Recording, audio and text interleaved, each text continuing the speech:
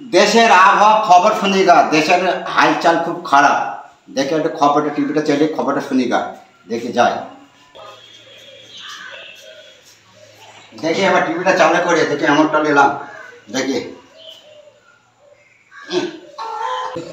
নমস্কার, খবর পড়ছে বীরভূম জেলার তালুকদার থেকে স্টার আনন্দ।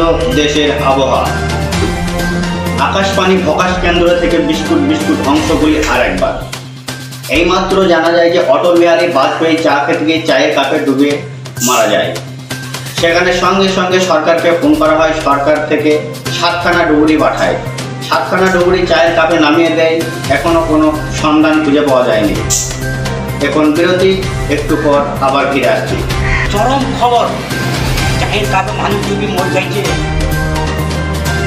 ফিরে আসলাম বিরতির পর। একটি বিশেষ খবর। এক ব্যক্তি ট্যাংরামারি ব্রিজ দিয়ে মোটরসাইকেল নিয়ে যাচ্ছিল। এক তেলাকাটার সাথে অ্যাক্সিডেন্ট হয়ে তেলাকাটাটা কিচ্ছু হয়নি। মোটরসাইকেলের ব্যাকলাইট খুলে পড়ে সেই নদীর পানিতে 2খানা মাছ যাওয়া আসা করছিল। সেই ব্যাকলাইটটি মাছের উপরে পড়ে একটি পুঁটি মাছ এবং একটি ডানকি মাছ, 2টি মাছই আহত হয়। সঙ্গে সঙ্গে বহরমপুর মেডিকেল হসপিটালে ফোন করা হয়। অ্যাম্বুলেন্সে করে নিয়ে যাওয়া হয়।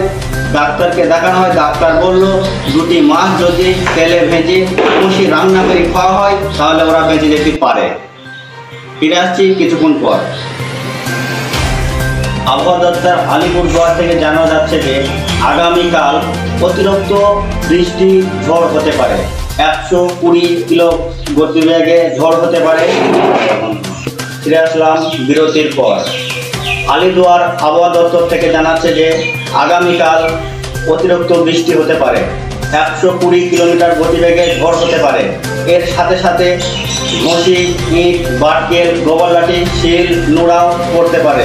তাই প্রত্যেক মানুষকে সাবধান করে দেওয়া হচ্ছে যে ঘরের ভেতরে না থেকে বাইরে থাকবেন, কোনো ক্ষয়ক্ষতি হবে না। আসছি কিছুক্ষণ পর। এবারে ফিরে আসছি কিছু শীতের খবর নিয়ে।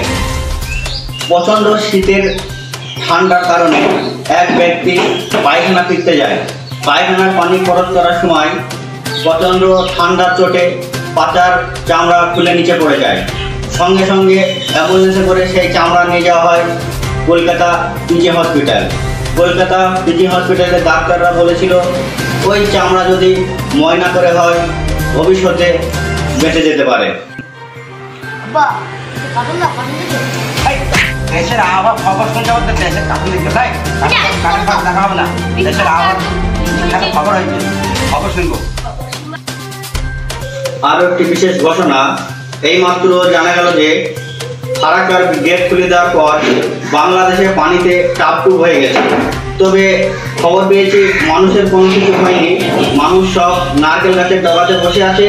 যত ক্ষয়ক্ষতি, পেঁপুর বাগান ডুবে গেছে, কলার বাগান ডুবে গেছে, তবে মানুষের কোনো কিছু হয়নি।